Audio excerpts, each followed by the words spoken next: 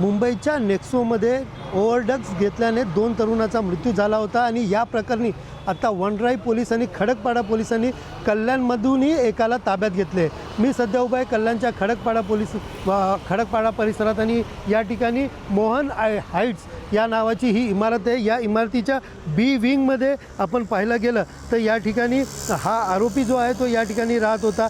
एकंदरीत पाहायला गेलं तर वनराई पोलिसांनी व खडकपाडा पोलिसांनी या प्रकरणी आतापर्यंत 6 जणांना ताब्यात घेतलं आहे।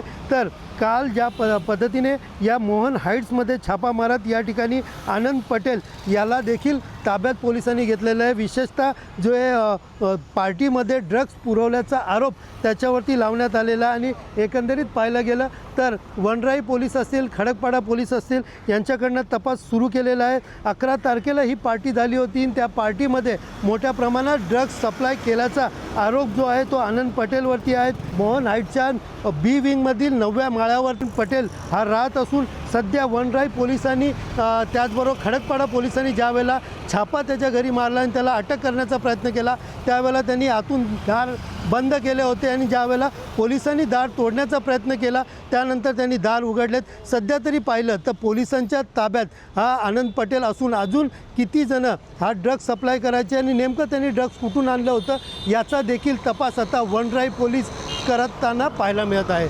सुनील जाधव, TV9 मराठी, कल्याण।